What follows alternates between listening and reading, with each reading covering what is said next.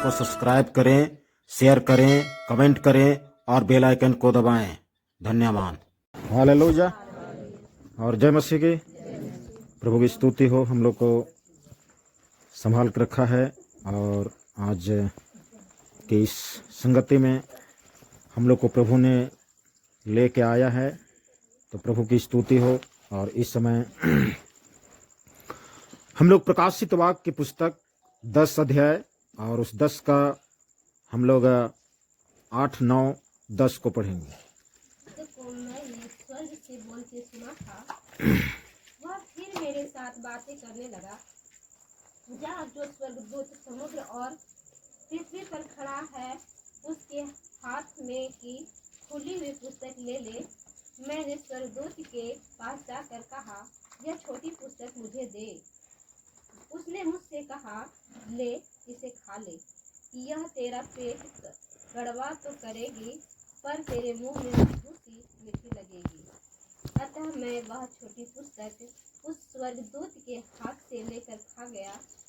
वह मेरे मुंह में मधु की सी मीठी तो लगी, पर जब मैं उसे खा गया तो मेरा पेट कड़वा हो गया।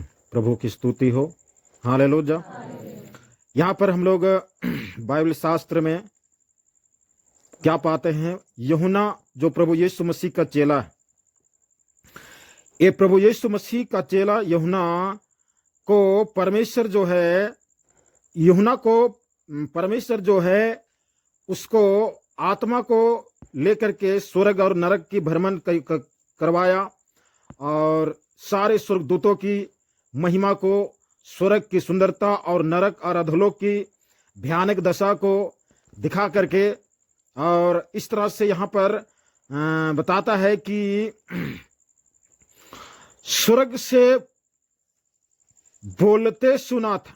फिर शब्द को मैंने स्वर्ग से बोलते सुना था, वह फिर मेरे साथ बातें करने लगा।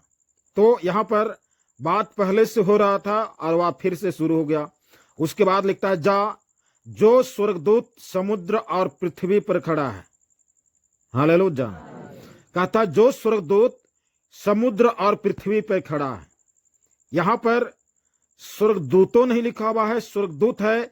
इसका मतलब एक स्वर्गदूत, और एक स्वर्गदूत है तो देखिए समुद्र में भी खड़ा है और पृथ्वी खड़ा है।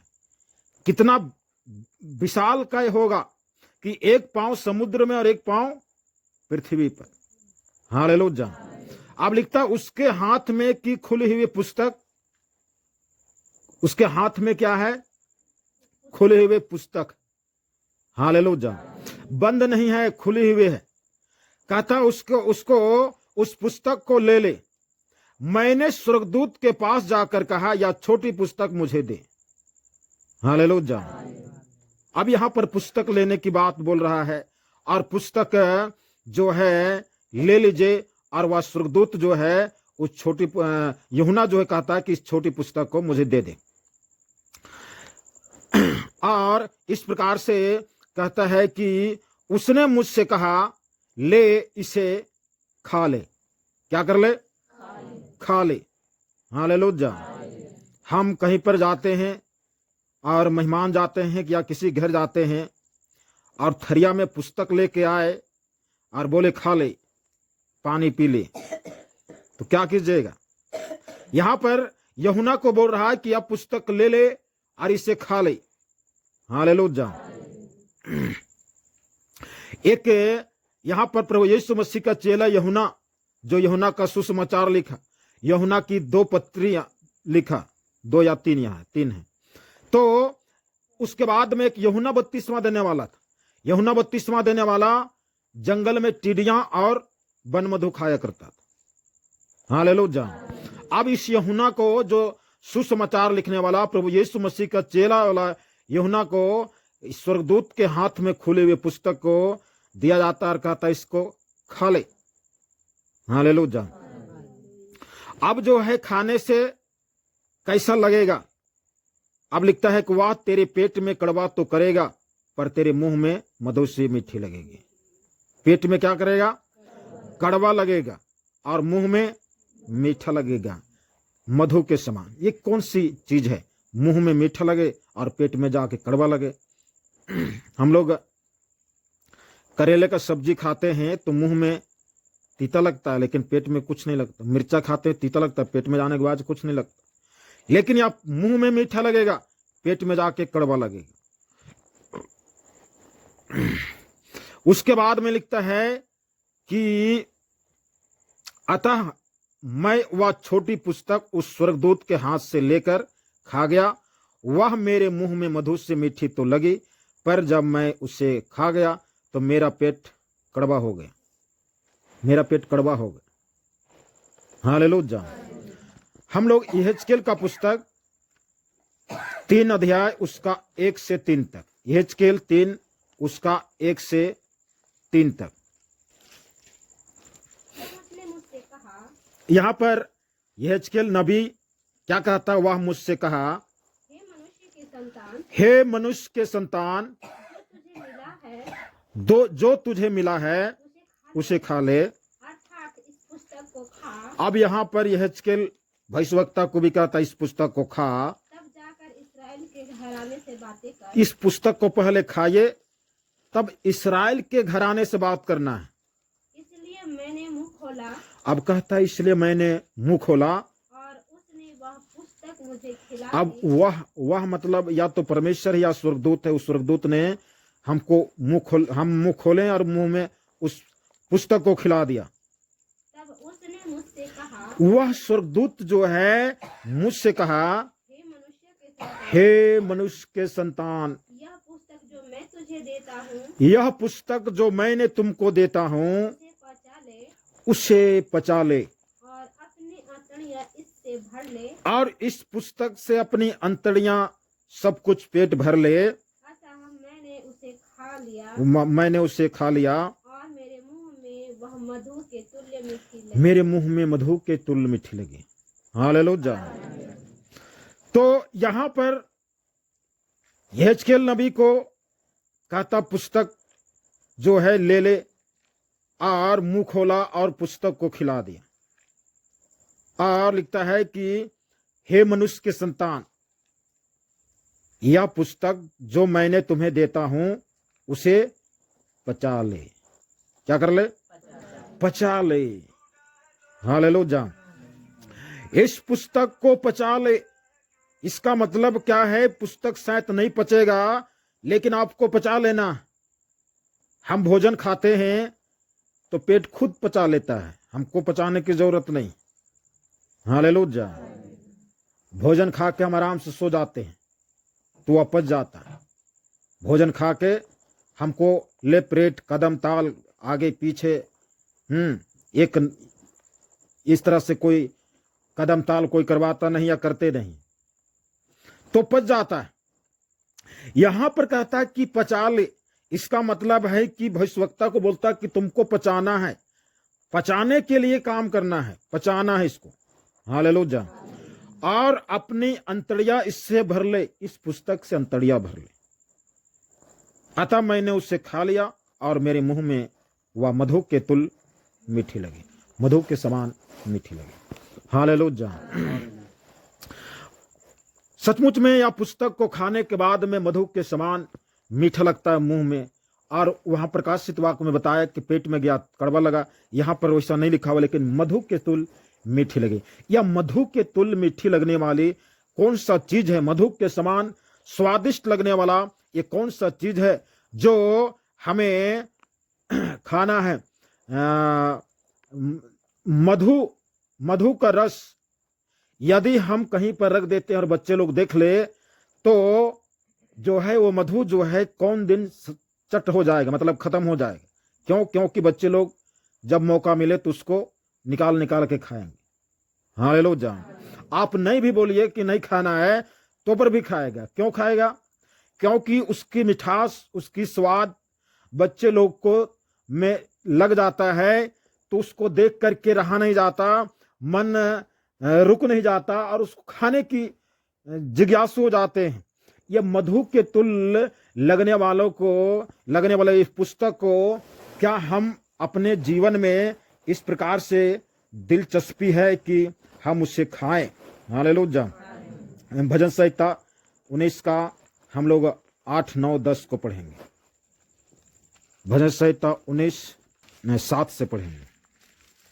यहोवा की व्यवस्था खरी है, यहाँ पर परमेश्वर का व्यवस्था नियम खरी है, वह प्राण को बहाल कर देती है। प्राण को बहाल कर देती है। यहोवा के नियम विश्वास योग्य है, यहोवा का नियम विश्वास योग्य है, साधारण लोगों को बुद्धिमान बना देता साधारण और कम अनपढ़ और मूर्ख लोगों को बुद्धिमान बना देता है। है। यहोवा का उपदेश सिद्ध है, यहोवा का उपदेश सिद्ध है, हृदय को आनंदित कर देता है। हृदय को आनंदित कर देता है। यहोवा की आज्ञा निर्मल है, यहोवा की आज्ञा निर्मल है, वह आंखों में ज्योति ले आता है।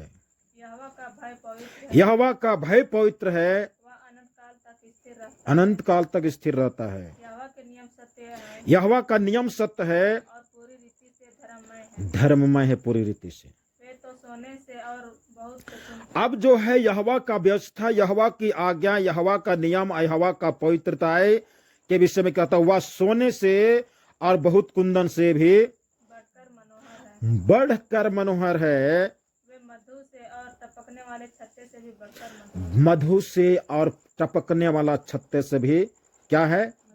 मधुर है। हालेलुया। क्या चीज है मधु? जो कौन सा चीज है? पुस्तक जिसको यहेजकेल नबी को खिलाया गया, उधर यूहन्ना को खिलाया गया, और जो है लगता है कहा कि मुंह में मधु के समान मीठी लगी। हालेलुया। ये मधु के समान मीठा लगा। यह परमेश्वर का व्यवस्था है, परमेश्वर का वचन है, परमेश्वर का नियम है, परमेश्वर की आज्ञा है, जो हमें मधु के समान, यदि हमारा दिलचस्पी लग जाए, हमारा मन लग जाए, तो ये मधु से के समान जो है हमें लगेगा। इसलिए हमें उस मधु, जो मधु हनी, जो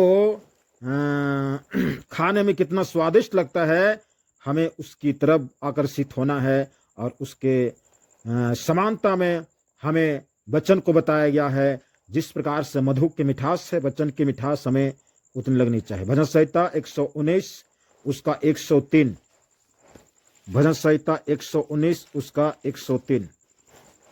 तेरे वचन मुझको कैसे मीठे लगते हैं, तेरे वचन मुझको कैसे मीठे लगते हैं, ये मेरे मुंह में मधु से भी मीठे हैं। हाँ, मेरे मुंह में मधु से भी मीठे हैं। हालेलुया। कौन सा चीज मीठे हैं? दाऊद राजा क्या बोलता है? तेरे वचन। किसका वचन? परमेश्वर का वचन। क्या है? कैसे मीठे लगते हैं? वे मेरे मुंह में मधु से भी मीठे। मधु से भी मीठे। मधु जैसा मीठे नहीं, मधु से भी मीठे। परमेश्वर का वचन। हालेलुया। तो परमेश्वर का वचन इस प्रकार से है, और हमें उस मिठास को लाना है। वह मिठास कैसे लगेगा? कैसे मीठा लगेगा? हालेलुया। नीति वचन 27 का 7। संतुष्ट होने पर मधु का छत्ता भी फीका लगता है, संतुष्ट होने पर मधु का छत्ता भी फीका लगता है। परंतु भूखे की सब कड़वी वस्तुएं भी मीठी हाँ, लेकिन जो भूखे है ना, उसको कोई भी कड़वी वस्तु दे दे, उसको मीठे ही जान पड़ती है। हालेलुया। संतुष्ट होने पर, संतुष्ट मतलब तृप्त होना, मतलब जो चीज हम लोग सुबह में खाएं और अभी दीजिएगा तो कोई बोलेगा नहीं, सुबह से खाए हैं तो नहीं खाएंगे। संतुष्ट है सुबह से, तो क्या है? संतुष्ट होने पर मधु का छत्ता भी क्या लगता है? फीका लगता है। यहां पर पासा पलट जाता है। दाऊद भले कहता है, परमेश्वर तेरा वचन कैसे मीठे लगते हैं, मधु से भी अधिक मीठे लगते हैं। हालेलुया। लेकिन संतुष्ट होने पर यह मधु का और मधु का छत्ता भी फीका लगता है। लेकिन वहीं पर परंतु भूखे को सब कड़वी वस्तुएं भी मीठा जान पड़ती है।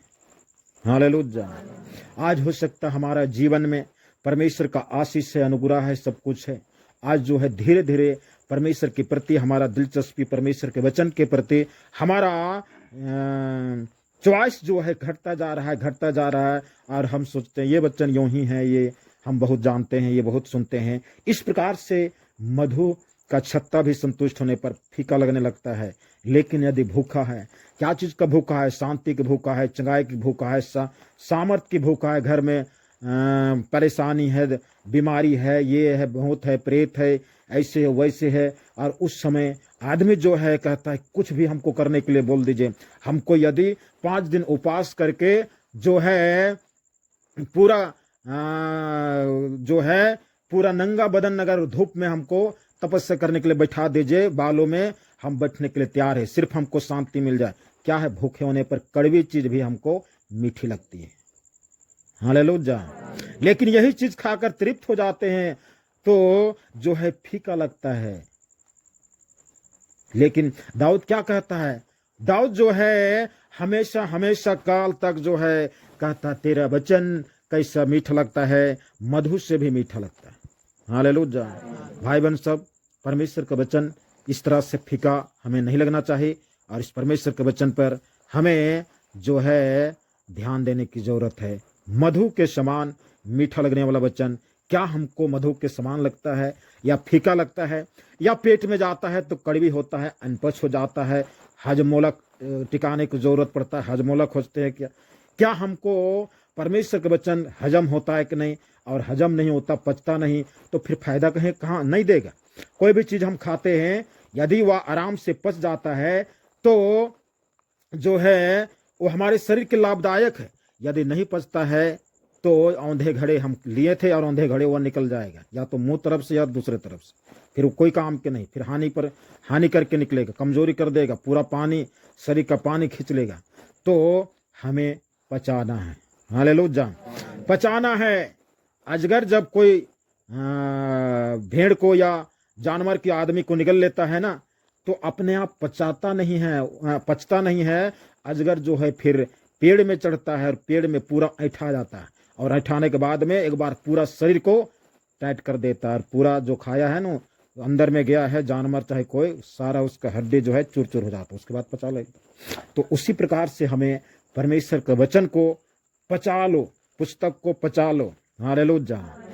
पचाने के लिए हमें जो है इस प्रकार से प्रयास करना है कि हमें पच जाए और हमारे जीवन के लिए, आत्मिक जीवन के लिए आशीष कारण बने। हालेलुया। कृपया हमारे YouTube चैनल को सब्सक्राइब करें, शेयर करें, कमेंट करें और बेल आइकन को दबाएं। धन्यवाद।